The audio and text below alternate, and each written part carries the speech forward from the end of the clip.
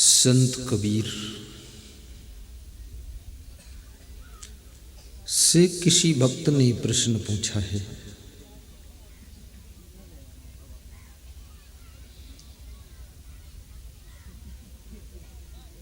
कि संसार में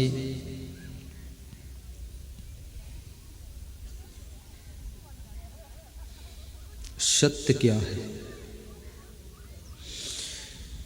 इस संसार की वास्तविकता क्या है, सच्चाई क्या है। तो कबीर कहते हैं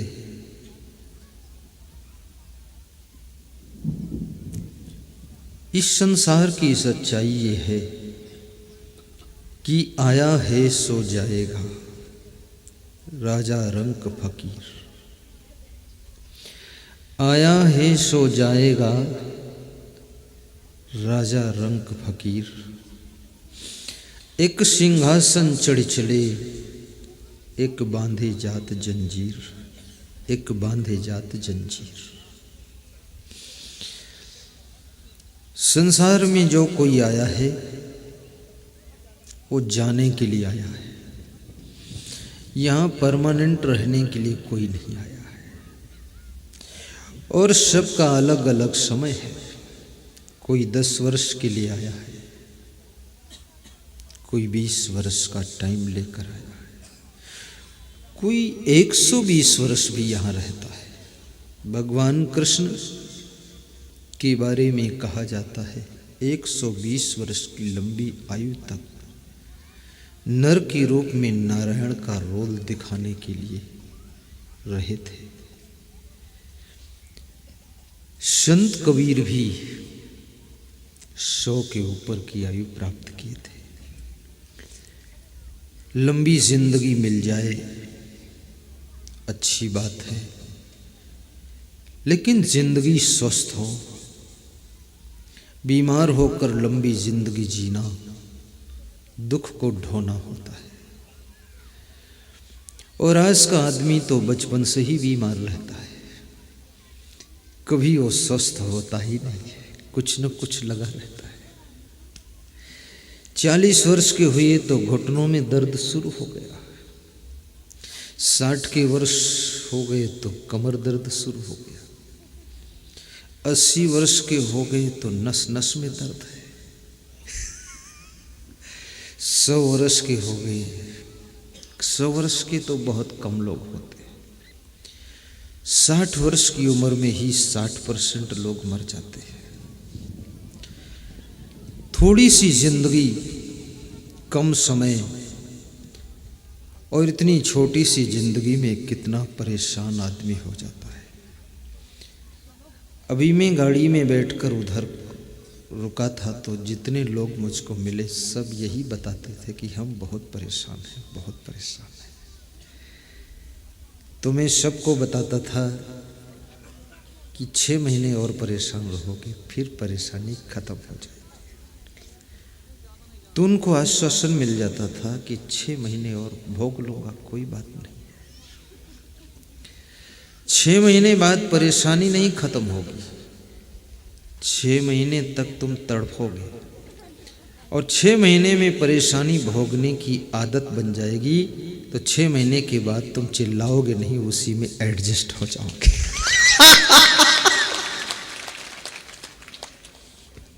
इस दुनिया में तुम परेशानी मानो तो परेशानी ही परेशानी है। सहज भाव से जियो, क्योंकि सभी चीजें आपके हाथ में नहीं है। और जो चीज आपके हाथ में नहीं है उस नुकसान को भी हंसते हंसते स्वीकार करो। जो चीज तुम्हारे हाथ में है पुरुषार्थ करके उसको कंट्रोल करो, और जो चीज तुम्हारे कंट्रोल से बाहर है उसकी आशा छोड़ दो, उसे त्याग कर दो, चिंता भी मत करो। जैसे ओले गिरने लग जाएं तुम रोने लग जाओ तो ये तुम्हारी अज्ञानता है, क्योंकि ये ओले कोई तुम्हारा पड़ोसी थोड़े गिरा रहा है। ये तो प्रकृति की कृपा है। मनुष्य को एक सीमा में प्रकृति रखती है। बहुत ज्यादा तुम किसी भी क्षेत्र में अति नहीं कर सकते हो, इसलिए प्रकृति भी कंट्रोल करती है। कभी बाढ़ के रूप में, कभी अकाल के रूप में, कभी ओले के रूप में, कभी भूकंप के रूप में, कभी कोई और तूफान के रूप में प्रकृति आकर के तुमको एक सीमा में लाकर खड़ा कर देती है। क्योंकि मनुष्य का अहंकार कभी कभी मनुष्य से टूट नहीं सकता है, तो मनुष्य के अहंकार को तोड़ने के लिए प्रकृति अपना अस्त्र शस्त्र संभालती है। और याद रखना, इस संसार को आवागमन का स्टेशन समझिएगा। दुखी ना होना, हमेशा ये सोचना जो परिवार हमें मिला है यही मेरे भाग्य में था, जो मेरे बच्चे हैं यही मेरे किस्मत में है, जो मेरी पत्नी है यही मेरे किस्मत में थी। पत्नी को चेंज करने की कोशिश मत करो, पत्नी के विचारों को चेंज करने की कोशिश करो। और जिस जिस बात से दुख हो रहा है, कितने लोग पत्नियों से बहुत दुखी हैं। रोज सुबह शाम भगवान से ध्यान में बैठकर प्रार्थना करते हैं कि तू मेरी पत्नी को मार कर ले जा। भगवान कोई हत्यारा है क्या, तुम्हारी पत्नी का मर्डर करे? नहीं मारेगा। और एक पत्नी नहीं 7 पत्नी बदल दो, लेकिन जो मिलेगी उसी क्वालिटी की मिलेगी। महाराजा दशरथ ने 3 विवाह किए थे, तीनों पत्नियों को एक भी बच्चे नहीं हुए थे। 3 कर लो 300 कर लो, फर्क क्या। प्रबल भाग्य जो है उसको भोगना पड़ता है।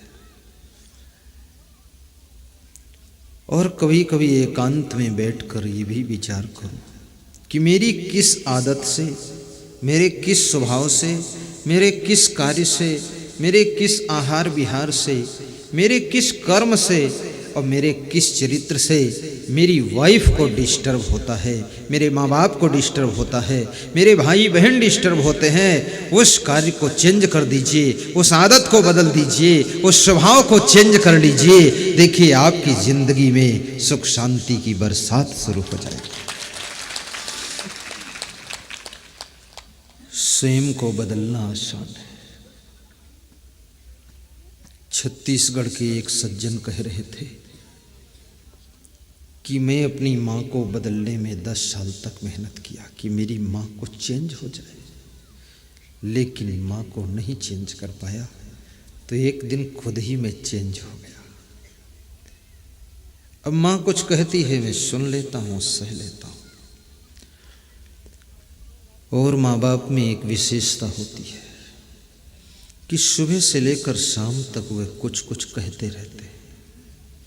सास ससुर में एक सबसे बड़ी विशेषता होती है, कोई सुने ना सुने पर वे अपना प्रवचन सुनाते ही रहते हैं।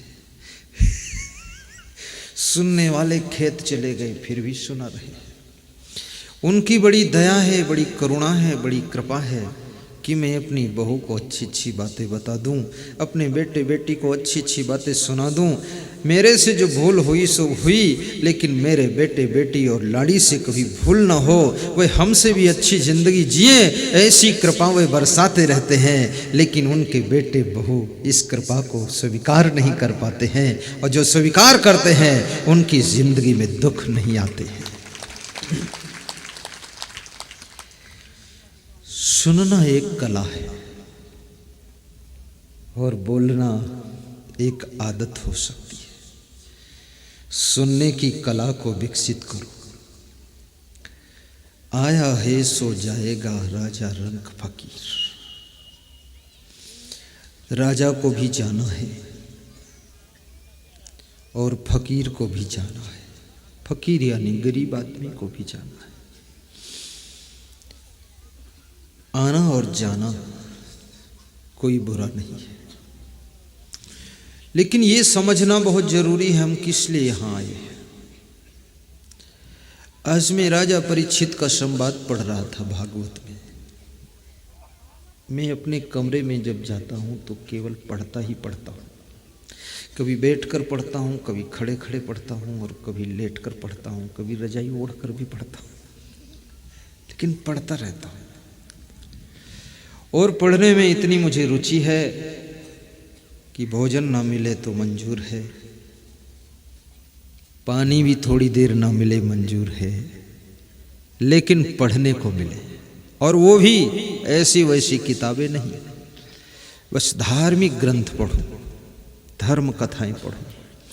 तो राजा परीक्षित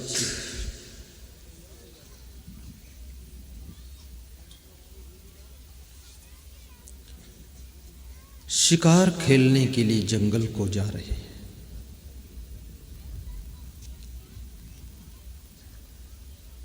राजा परीक्षित पांडवों की उत्तराधिकारी है। पांडव विदा हो चुके हैं। राजा परीक्षित को राजगद्दी पर बिठा दिया गया है। परीक्षित शिकार खेलने गए। शिकार खेलना, आखेट करना, ये बहुत अच्छी बात नहीं है। हमारा फार्मूला होना चाहिए कि जियो और जीने दो। आप नदी के तट पर बैठें और वहाँ पर निर्मल जल में मछलियों की फुदकन को देखें, तैरते हुए कछुए को देखें, बोलते हुए मेढक को देखें, उनके जीवन के आनंद को फील करें, उनको जीने दो। इन मछलियों को जाल में फंसाकर मारकर खाना बहुत बड़ा पाप है। एक भी मरी हुई मछली को तुम किसी मंत्र तंत्र जंत्र से जिंदा नहीं कर सकते हो, तो जीवित मछलियों को मारने का तुमको किसने हक दिया है? ये मछलियां जल की गंदगी को साफ करती है, जल को निर्मल बनाती है। और जितने भी प्राणी हैं, कहते हैं कि कण कण में राम है, जर्रे जर्रे में खुदा है। जियो और जीने दो। तो राजा परीक्षित शिकार खेलने जा रहे हैं। एक पेड़ के नीचे देखते हैं कोई काला आदमी खड़ा है और वो बैल को मार रहा है, गाय को मार रहा है। परीक्षित ने सोचा, मेरे राज्य में गाय को कौन मार सकता है, बैल को कौन मार सकता है? उन्होंने पूछा, तुम कौन हो? तो उसने कहा, मैं कलयुग हूं। तो कहाँ रहते हो, क्यों मार रहे हो? परीक्षित ने कहा कि मारना बंद कर दो। तो कलयुग ने कहा, मेरे रहने का स्थान बता दो, मैं कहाँ रहूं? तो राजा परीक्षित ने 4 स्थान बताए कि जहां दुत्त होता हो वहां जाकर तुम निवास करना। दुत्त माने होता है जहां जुआ खेलते हो लोग, दांव लगाते हो, सट्टा लगाते हो। जुआरियों के ऊपर तुम जाकर निवास करो, जुआरियों में रहो जाकर, जो जुआ खेलते हैं। तो कलयुग ने कहा, जुआरी बहुत कम है और मेरा तो बहुत लंबा चौड़ा रूप है, तो और स्थान बताओ। एक स्थान से काम नहीं चलेगा, कहीं जुआरी ना मिले तो कहाँ रहो? तो कहा, जहां मध्य होता हो वहां रहो। दुत्त और मध्य यानी जो शराब पीते हैं उन शराबियों की खोपड़ी में बैठ जाओ जाकर, आदेश दे दिया राजा परीक्षित ने। तो कलयुग मुस्कराया, बोला, और स्थान बताइए। तो फिर राजा परीक्षित ने कहा, जहां काम वासना से प्रभावित नर नारी रहते हो, कामी लोग हो, विवेक ना करते हो, संयम नियम बिल्कुल ना हो, उन कामुक प्रवृत्ति वालों के साथ में रहो जाकर। तो कलयुग ने कहा एक और स्थान बता दीजिए, चौथा स्थान। चौथा स्थान? बोले एक और स्थान बताओ। राजा परीक्षित सोच में पड़ गई, अब कहाँ बताऊं इसको, कहाँ रहेगा ये कलयुग। राजा परीक्षित विचार करते हैं, मुस्कुराते हैं। कलयुग को स्थान देना खतरे से खाली नहीं। याद रखना, मनुष्य के अंदर कलयुग को सतयुग में बदलने की भी सामर्थ्य है। जब तुम सत्कर्म करते हो, सतमार्ग पर चलते हो, सत्संग करते हो और सदाचार करते हो, तो तुम्हारे लिए कलयुग भी सतयुग में बदल जाता है। कलयुग भी सतयुग में बदल जाता है। जिस घर में पति पत्नी प्रेम से रहते हैं, एक आवाज है पति पत्नी की। पति बोलता सत्संग में चलो, तो पत्नी कहती मैं तो पहले से तैयार हूं, देर क्यों कर रहे हो, तुरंत चलो, तो समझ लो सतयुग आ गया है। और जिस घर की पत्नी कहती है सत्संग में चलो, और पति कहता है कि नहीं, सत्संग में जाना मना है, चलना है तो पिकनिक मनाने चलो, समझ लो कलयुग आ रहा है। जहां पर सुंदर स्वभाव के लोग रहते हैं, मधुर वाणी बोलने वाले रहते हैं, परस्पर में प्रेम से जीने वाले निवास करते हैं, जहां पर एक दूसरे का ख्याल लोग करते हैं, जहां अपनी सुविधाओं को काट कर दूसरों को देना चाहते हैं, जहां पर लोग लालच और लोभ से ऊपर उठ जाते हैं, किसी से ईर्ष्या नहीं करते हैं, गलती करने वालों को भी क्षमा कर देते हैं, अनुशासन भी रखते हैं, जिसके घर में जिंदगी में कोई नशा नहीं, धूम्रपान नहीं है, वहां पर कभी कलयुग नहीं आता है, वहां हमेशा सतयुग का प्रभाव रहता है।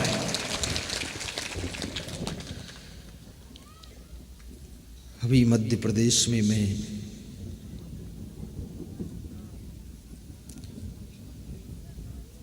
दंगवाड़ा गांव में सत्संग कर रहा था, तो वहाँ जाट समाज के लोग सत्संग करा रहे थे। जाट होते हैं,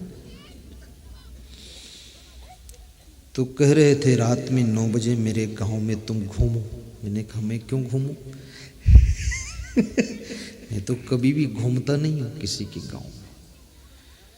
मैं बचपन से अपने गांव में नहीं घूमता था, जन्म गांव में, न दिन में न रात में, किसी के यहाँ नहीं जाता था।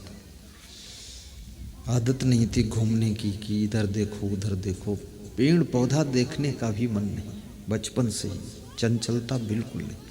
मैंने कहा क्यों घूमूं? बोले घूमना पड़ेगा। तुमने कहा किस लिए? बोले मैं घुमा दूंगा। तो किस लिए घुमाओगे? बोले रात 9 बजे मेरे गांव में निकलो, हर घर से, हर टीवी से तुम्हारी आवाज सुनाई देगी, आवाज सुनाई देगी। बोले पूरा गांव भक्ति भजन में लीन हो चुका है, और आपके सत्संग ने हमारे गांव के दुष्टों को भी मोड़ा है। बोले ये तो भागवत वागवत में भी नहीं जाते थे, इसमें